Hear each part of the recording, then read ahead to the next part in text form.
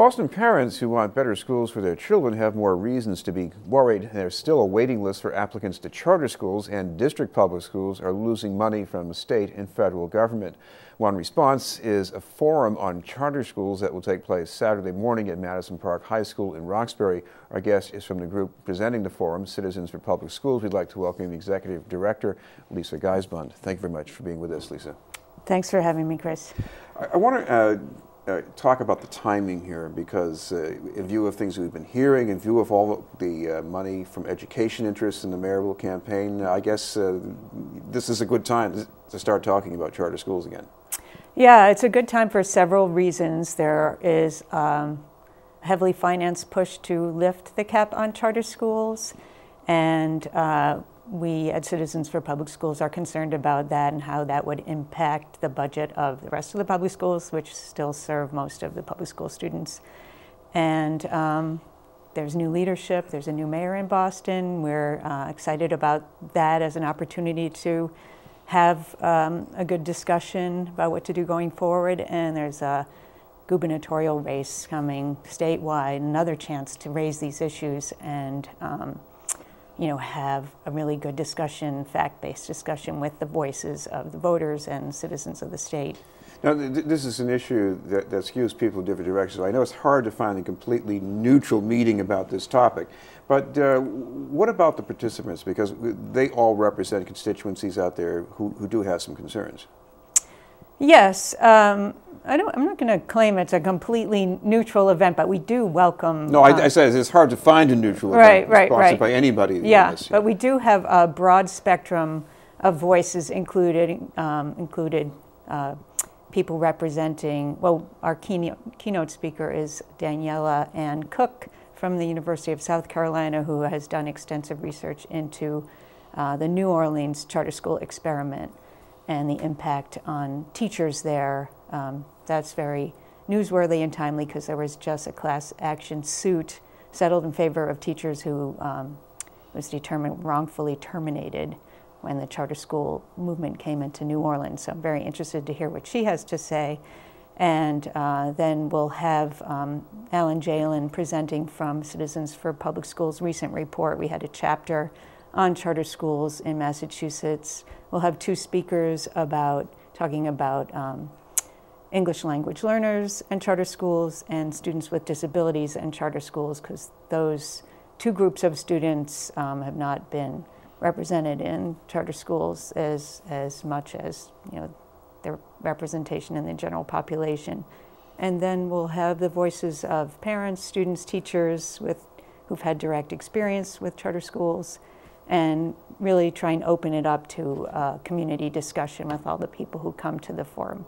Of course, one of the other concerns is when the state spends money to support charter schools, there is eventually less money for district public schools. Now in Boston, I guess that money's dropping, but student enrollment is not what it was 10 years ago either.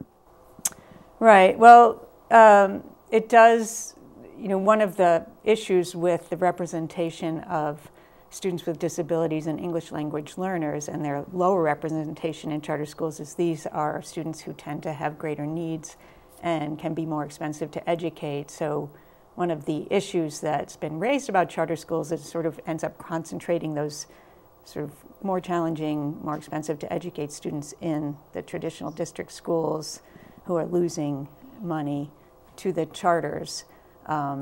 And the Boston Globe's been doing some good reporting lately on some of the facts and figures about that. So that's an issue. Personally, I think that public schools should offer equitable access to high quality education across the board, no matter who you are, no matter what your needs are. And I see us going in a different direction than that with charter schools. I see us going to a sort of multi-tier school system, with some schools serving a certain segment of the population and others serving the rest.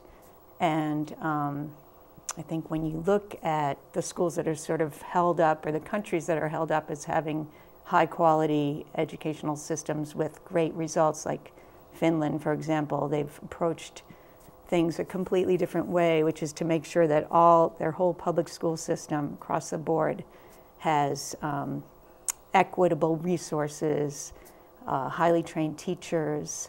You know, there's no question whatever school you pick in Finland is going to have the same high quality education. And I feel like we're kind of going away from that instead of toward that here, and I see charters as being part of that problem. Well, in Boston, we might not have the disparities that we had before the busing order in the 1970s, but on the other hand, what I have been reading lately is that there is this concern about budget cuts, and schools are going to be losing resources and maybe some of the things that were crucial in turning around underperforming schools. Right. Well, you know, resources are essential to public education. There's no getting around that. And